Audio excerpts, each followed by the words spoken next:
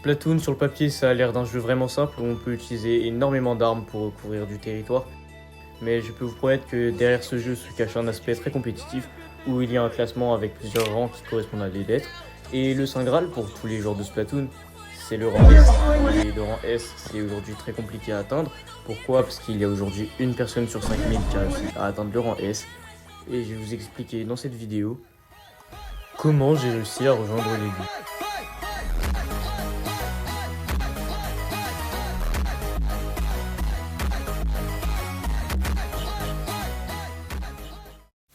J'avoue que le moment n'est pas assez bien choisi pour vous montrer un clip étant donné que nous sommes seulement dans les 30 premières secondes de la vidéo, donc je vais quand même vous expliquer les bases de Splatoon. Donc Splatoon, c'est un jeu assez simple à prendre en main où nous jouons ce bonhomme qui ressemble à un humain, et c'est normal parce que c'est un humain, et cet humain nous l'appelons un Inkling. Et pourquoi nous l'appelons un Inkling? C'est parce qu'il a la capacité de se transformer en calamar lorsque nous appuyons sur la touche ZL de notre manette, et que ça a l'air complètement idiot de ce point de vue là, mais je peux vous promettre que cette touche ZL va énormément nous aider parce que lorsque nous sommes en calamar, nous pouvons nager dans la peinture qui est projetée par les armes, aller beaucoup plus vite, sauter beaucoup plus loin et recharger l'encre qui est nécessaire pour projeter de l'encre avec nos armes. Bon, maintenant que vous connaissez les bases de Splatoon, je peux donc vous raconter mon histoire depuis le début. Mais avant de passer au vif du sujet, je tenais à vous préciser qu'il s'agit de ma première vidéo et que je vous demande donc d'être vraiment indulgent, et que si vous êtes resté jusqu'ici, je voulais vous demander de mettre un like, de vous abonner, ça ferait vraiment plaisir et ça motive pour la suite. Ok, donc à ce moment-là, on était en 2020, j'avais 10 ans et c'était le confinement, donc je m'ennuyais énormément, et à part travailler sur des cours inutiles, honnêtement, je faisais rien d'autre. Donc un dimanche, un de mes amis d'enfance a décidé de m'appeler sur mon téléphone, et donc j'ai décidé de répondre, et il m'a proposé de jouer à Splatoon 2. Et il faut savoir que avant Splatoon 2, c'est pas un jeu que j'aimais beaucoup. J'ai speedrun le mode histoire tellement j'avais envie d'arrêter de jouer à ce jeu tout en ayant fini le mode histoire, et pour moi c'était vraiment 60 € gaspillés dans le vide. Mais quand j'ai fait cette session de jeu avec mon pote, je peux vous dire que j'ai vraiment beaucoup aimé jouer à Splatoon 2. Pas parce que j'étais fort, parce que j'étais vraiment... mais parce que pour la première fois, j'ai réussi à prendre du plaisir dans un jeu. Pas parce que j'étais bon, mais parce que j'aimais le concept. Et c'est sûrement comme ça que mon amour pour Splatoon a commencé à grandir et que j'ai commencé à me renseigner sur le jeu pour devenir meilleur. Ok, donc là on fait un grand bond dans le temps, on passe en 2023. J'ai regardé énormément de vidéos pour devenir meilleur à Splatoon, et je pense que ça a marché parce que je suis vraiment devenu très bon à Splatoon. Et je vais vous laisser quelques clips de gameplay pour vous montrer à quel point je roule sur la partie quand je joue à Splatoon.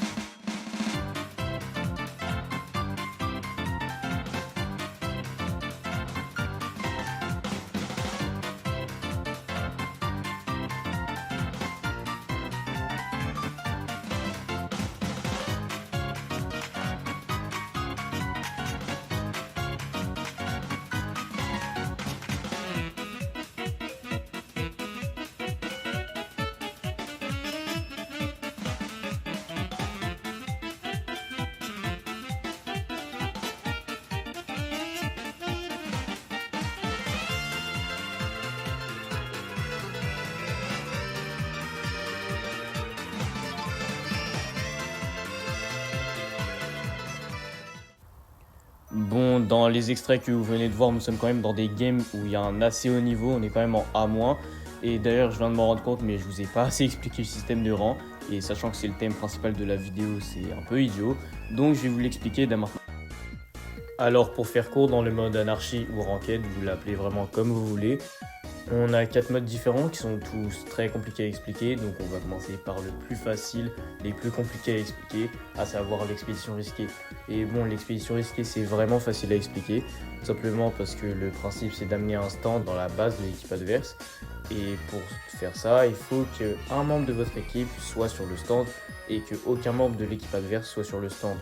Bon, vous avez un décompte en fonction de là où le stand était le plus proche de la base adverse. Et s'il est à 0, vous avez gagné, ou lorsque la partie est terminée, l'équipe qui a un décompte le plus proche de 0 aura gagné la partie par défaut. Bon, le second mode c'est mission bazookarp, et c'est vraiment la même chose qu'expédition risquée, sauf que là on ne transporte pas un stand mais plus un bazookarp qui va remplacer votre arme principale, et je viens de m'en rendre compte, mais j'ai totalement oublié de vous parler des armes principales dans le jeu, donc je vais le faire juste après avoir présenté les modes. Bon, le troisième mode, c'est tout simplement pluie de palourde, mais pluie de palourde, c'est le mode le plus compliqué de Splatoon, donc je pense que je vais jamais l'expliquer, sauf si j'en ai besoin dans la vidéo. Bon, le dernier mode, c'est défense de zone, et défense de zone, c'est un mode très intuitif, tellement intuitif qu'on peut comprendre de quoi ça parle rien qu'au nom du mode. Bon, il faut défendre une zone, les deux équipes ont un décompte qui commence de 100 jusqu'à 0, et la première équipe qui a un décompte de 0, ou qui a le décompte le plus proche de 0 à la fin de la partie, a gagné la partie. Bon, maintenant que j'ai fini de vous présenter le mode anarchie dans Splatoon, on peut donc s'attaquer aux armes dans Splatoon. Donc il faut savoir que dans Splatoon, on a beaucoup de types d'armes qui ont toutes une particularité propre à ce type d'arme. Et dans ces armes particulières, on peut retrouver les snipers qui, eux, chargent un coup avant de tirer et qui, en fonction du taux de charge que vous avez réussi à déployer, one-shotera ou pas l'adversaire. Ces armes possèdent également une très longue portée, ce qui est un peu normal puisque c'est des armes de sniper, et qui sont utilisées dans les modes de contrôle comme défense de zone ou expédition risquée. Ensuite, nous avons les blasters qui sont également des armes de contrôle qui peuvent être utilisées en défense de zone ou en expédition risquée. Et eux ont une portée assez moyenne, mais leurs projectiles explosent à la fin de leur portée, ce qui donc allonge leur portée et fait un potentiel de dégâts tout simplement immense. C'est justement pour cette raison que cette arme est beaucoup utilisée en expédition risquée. C'est parce que l'explosion peut traverser le stand et donc faire énormément de dégâts sur les joueurs qui sont sur le stand. Donc ensuite, on a toutes les armes de corps à corps, c'est-à-dire le rouleau, les pinceaux, et les katanas plus récemment qui est sorti dans Splatoon 3. Bon, le rouleau et les pinceaux, le système il est assez simple, ce sont des armes de corps à corps qui peuvent facilement tuer des adversaires lorsqu'ils sont collés à eux et qui peuvent, en restant appuyés sur la touche de tir, rouler. Bon, les rouleaux, eux, one-shot les adversaires lorsqu'ils sont en train de rouler sur eux, et les pinceaux les poussent tout simplement. Bon, ensuite on a les éclatanas, et comme leur nom l'indique, ce sont des katanas qui projettent des lames d'encre lorsque nous appuyons sur ZR. On peut plus ou moins spammer les lames d'encre en fonction du katana que vous prenez. Et vous pouvez également charger un coup, et si vous arrivez à mettre ce coup au corps à corps, il one-shotera votre adversaire. Ensuite, nous avons les para-encres, et eux, d'habitude, ils tirent de l'encre normalement, sauf que lorsque nous restons appuyés sur la touche pour tirer, ils vont tout simplement créer un parapluie qui pourra être déployé si vous restez encore plus longtemps appuyé sur la touche ZR. Et lorsque ce parapluie d'une certaine taille, en fonction du parapluie que vous prenez, sera déployé, il va tout simplement tracer une ligne d'encre derrière sa trajectoire, ligne d'encre qui va vous permettre d'avancer dans les modes mission bazooka. Pour finir, nous avons les doubles encreurs, et ce sont carrément les armes les plus skillées de Splatoon. Pourquoi ? Parce que nous pouvons effectuer des esquives avec un double encreur lorsque nous sautons en même temps que nous tirons. Et ça, normalement, c'est pas possible avec aucune arme, sauf les doubles encreurs du coup. Et c'est ce qui augmente énormément le skill cap de Splatoon. Et ce sont également des armes que si vous les jouez bien, vous allez carrément faire un carnage dans le camp ennemi. Et c'est justement pour cette raison que tout le monde les joue en plus de palourde. Bon, maintenant que tout ça c'est fait, je peux donc repasser au vif du sujet, à savoir le rang S. Et pour grind sur Splatoon, il faut quand même savoir que c'est une série de 5 victoires pour 3 défaites qu'on lance à chaque fois. On doit payer un certain nombre de points qui diffèrent en fonction de votre rang. Et normalement, à la fin de la série, vous en gagnerez plus. Enfin, ça dépend de votre série. C'est sûr que si vous faites 3 défaites, vous allez gagner moins de points que ce que vous avez dépensé pour faire la série. Bon, sauf que vous me connaissez, je suis quelqu'un qui est très bon à Splatoon. Donc j'arrive très facilement aux portes du rang S. Il me reste plus qu'une série avant de passer rang S. Donc j'étais à 950 points, il en faut 1100 pour être en S. Et j'avais déjà payé ma série, donc normalement c'était bon, vu que dans une série on gagne au minimum 150 points lorsqu'on fait 5 victoires. Bon, ça c'était avant de compter sur les défaites, et c'est vrai parce que dans cette série j'ai commencé en faisant 2 défaites d'affilée.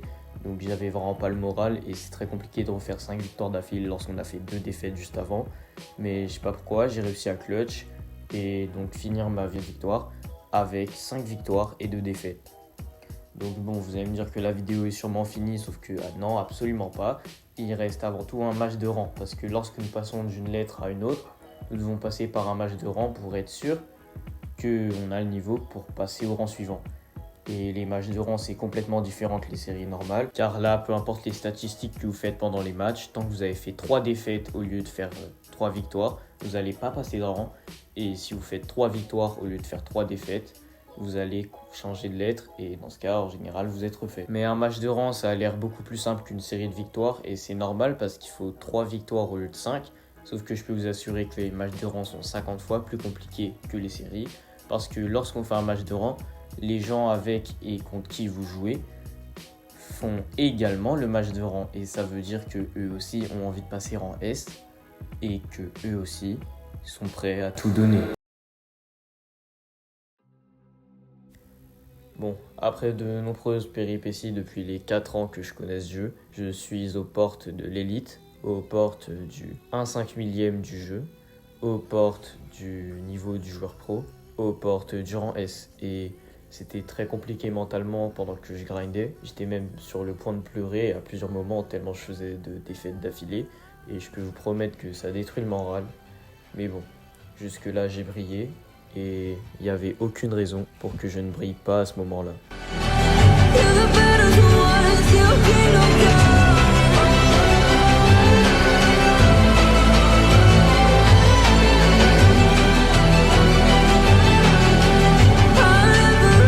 Première victoire sur les 3 requis.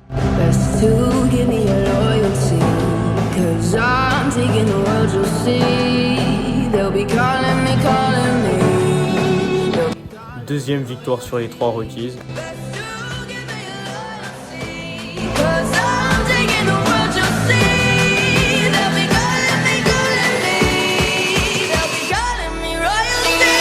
Bon, là, comme vous pouvez le voir, on est à 2 victoires et 2 défaites. Ce qui veut dire que la prochaine partie sera la dernière pour savoir si je vais passer en S ou pas. Et je peux vous assurer que j'étais vraiment stressé, mais que malgré ça, j'ai continué à briller. Et que même si c'est en mission base carp, c'est-à-dire le pire mode de jeu pro grind, j'avais décidé que ce serait aujourd'hui que je passerai en S. Bien soigné.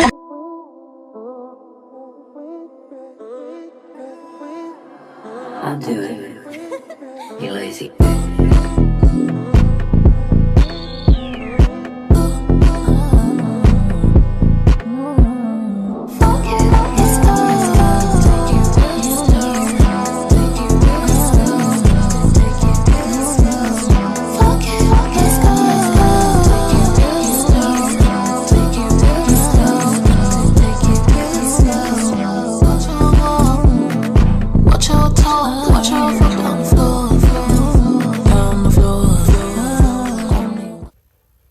Franchement, l'équipe, vous savez même pas à quel point j'ai été content lorsque je passais en S. J'étais vraiment ému parce que c'est la première fois que j'arrive à faire un succès pareil.